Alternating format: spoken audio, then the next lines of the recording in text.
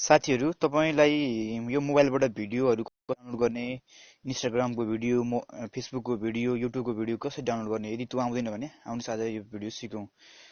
मानौ तपाईँले फेसबुकको एउटा कुनै भिडियो डाउनलोड गर्न चाहनुहुन्छ, मैले अहिले फेसबुकमा यो भिडियो छु, तपाईँले सिम्पली यतापट्टि त्यो तीनटा डट रहेको ठाउँ क्लिक गर्नुहोस् र तीनटा डटमा क्लिक गर्नुहोस्। यदि पीसीमा हुनुहुन्छ भने राइट क्लिक गर्नुहोस् र त्यसलाई कपी लिङ्क गर्नु होला साथीहरू। कपी लिङ्क गरिसकेपछि तपाईँ सिधै अगाडि आउनुहोस्। त्यसपछि साथीहरू तपाईहरू एउटा कुनै ब्राउजरमा जानुहोस्। मेरो ब्राउजर खुल्दैछ साथीहरू।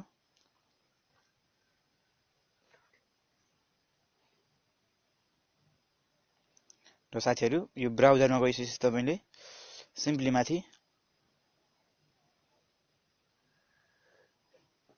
मेरो केही रेस्पोन्डिङ भएको साथीहरू ल तपाईहरुले सिम्पली माथि टाइप गर्नुपर्ने हुन्छ।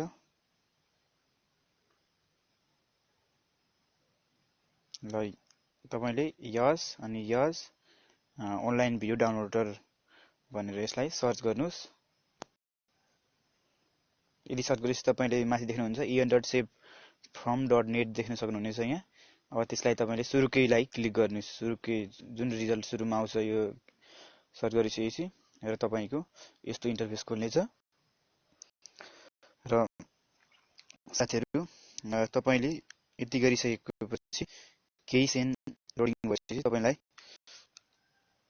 यहाँ इन्टर द युआरएल भन्ने अप्सन आउनेछ। त्यहाँ तपाई जानुस् र अघि कपी गरेको लिंकलाई यहाँ यसरी पेस्ट गर्नुहोस्। र यति पेस्ट गर्नुबित्तिकै साथीहरु तपाईले तलतिरपट्टि यहाँ केही रिजल्ट आउन लागेको देख्न सक्नुहुन्छ। यहाँ केही रिजल्ट आउन लागेको छ। यो देख्न सक्नुहुन्छ। अहिलेको भिडियोको यो चाहिँ हामीलाई डाउनलोड गर्न मिलिसकेको छ। यहाँ तपाईले डाउनलोडमा सिम्पली यसरी क्लिक गर्नुभयो भने यो डाउनलोड सुरु हुन्छ।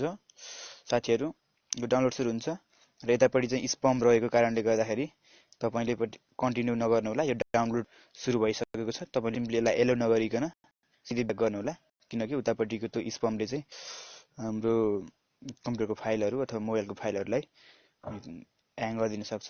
त्यसकारणले गर्दाखेरि तपाईले यति गरिसकेपछि सिधै अगाडि आउनुस् र तपाईको डाउनलोड अगाडि आउनु भन्दा पनि त्यही क्रोममा गएर तपाईले डाउनलोडमा गएर डाउनलोड हुँदै गरेको देख्न सक्नुहुनेछ।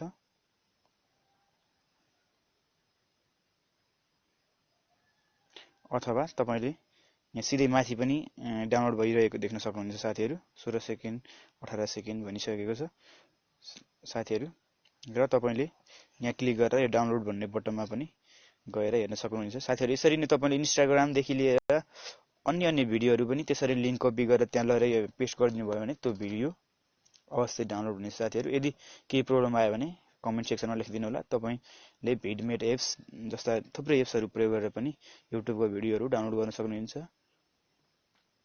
भन्दै आजको भिडियोबाट चाहिँ म बिदा हुन चाहन्छु। यस्तै भिडियो हेर्नको लागि हामीलाई सब्स्क्राइब गर्नु होला।